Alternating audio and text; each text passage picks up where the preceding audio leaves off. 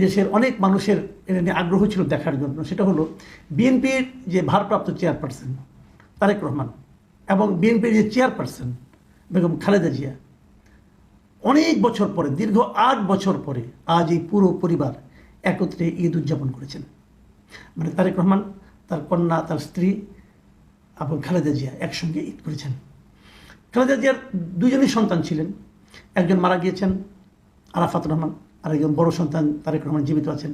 তারেক রহমান সপরিবারে মায়ের সঙ্গে এবার ঈদ করেছেন। এটা একটা অনেক বড় সংবাদ আমি মনে করি, যে সন্তান সঙ্গে পুরো পরিবার একত্রে ঈদ করতে পারাটা, এটা আমাদের মতো যারা নাকি দেশের মুসলমান যারা, তাদের মধ্যে এটা একটা বড় ঘটনা এবং সেটা হয়েছে। এবং তারেক রহমান সেই মার সঙ্গে ঈদ করার যে বিষয়টা, একসঙ্গে থাকার বিষয়টা, এটাকে উনি ওনার ফেসবুক পেজে উনি এটাকে শেয়ার করেছেন।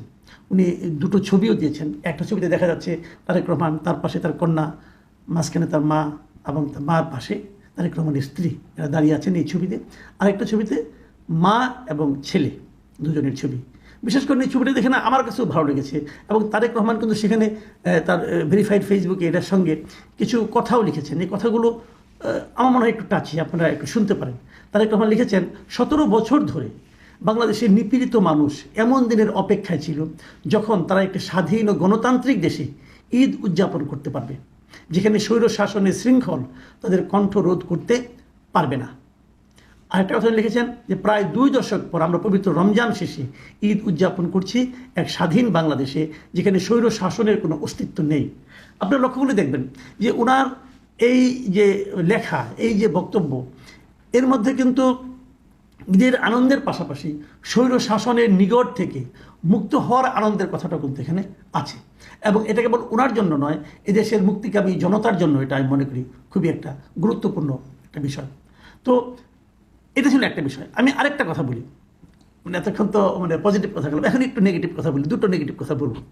প্রথমত যেটা বলবো সেটা হলো যে নারায়ণগঞ্জে একটা ঘটনা ঘটেছে। নারায়ণগঞ্জ সদর উপজেলার কাশীপুর ঈদের নামাজে, ওখানে মোনাজাতে যিনি মোনাজাত পড়িয়েছেন, যিনি ইমাম ছিলেন, উনি মোনাজাতে সময় সবার জন্য মোনাজাত করেছেন। সারা বিশ্বের মানুষ যারা অসুস্থ আছেন তাদের জন্য মোনাজাত করেছেন, যারা মারা গিয়েছেন তাদের জন্য মোনাজাত, যা হয় আর কি সবসময় সবার জন্য মুসলিম উম্মার জন্য মোনাজাত করেছেন। কিন্তু এই ইমাম, তার নাম হলো আপনার মুফতি মোহাম্মদ ইমদাদুল হক, তিনি এই মোনাজাতে খালেদা জিয়ার নাম উল্লেখ করে আলাদাভাবে স্পেশালি কিছু বলেননি। এই অপরাধে তাকে ওখানকার যুবদলের এক নেতা হুমকি দিয়েছে বলে এই ইমাম সাহেব নিজের ফেসবুক পেজে উল্লেখ করেছেন। ইমাম সাহেব লিখেছেন ফেসবুক পেজে, ঈদের দিন ঈদগাহ থেকে মনোকষ্ট নিয়ে বাড়ি ফিরলাম। এবং ওখানে তিনি এটাও উল্লেখ করেন যে উনি নামাজ শেষ করার পর, এই যে নামাজ শেষে দোয়ায় বেগম খালেদা জিয়ার নাম উল্লেখ না করে সবার মঙ্গল কামনা, সুস্থতার জন্য দোয়া করা হয়। এটা আম মজলিস হওয়ার কারণে সেখানে নির্দিষ্ট কোনো নাম উল্লেখ করা হয়নি। এ কারণে ফতুল্লা থানা যুবদলের সাবেক যুগ্ম সম্পাদক সৈকত হাসান ইকবাল তাকে, মানে ইমদাদুল হককে, মসজিদের খতিবের চাকরি থেকে বরখাস্তের হুমকি দিয়েছেন। দেখুন, এটা আসলে কিন্তু আমি মনে করি একটা মানে বড় ধরনের অভিযোগ। এই অভিযোগকে কিভাবে উনি খণ্ডন করবেন আমি জানি না, তবে আমি মনে করি যে উনি যেটা করেছেন ঠিকই করেছেন। উনি ওনার মতো মোনাজাত করেছেন। মোনাজাত তো কোনো ফরমাইসি ব্যাপার হতে পারে না। আর উনি তো একজন ব্যক্তির নাম উল্লেখ করলে, আপনি আজকে ওই খালেদা জিয়ার নাম উল্লেখ করেন, আরেকজন বলবে যে আমার নাম কেন উল্লেখ করা হলো না, অমুকের নাম কেন। উনি করেননি, উনি করলে করতে পারতেন, এটা ওনার ব্যাপার। কিন্তু যেহেতু করেননি এবং সমস্ত মুসলিম উম্মার নাম উল্লেখ করেছেন, সেখানে কি মুসলিম উম্মার মধ্যে খালেদা জিয়া পড়ে না? পড়ে তো। আবার আরেকটা কথা, মোনাজাত জিনিসটা কি রে ভাই? আপনি আল্লাহর কাছে চাইবেন, আপনি যা চাইবেন তাই পাবেন, তাও তো না।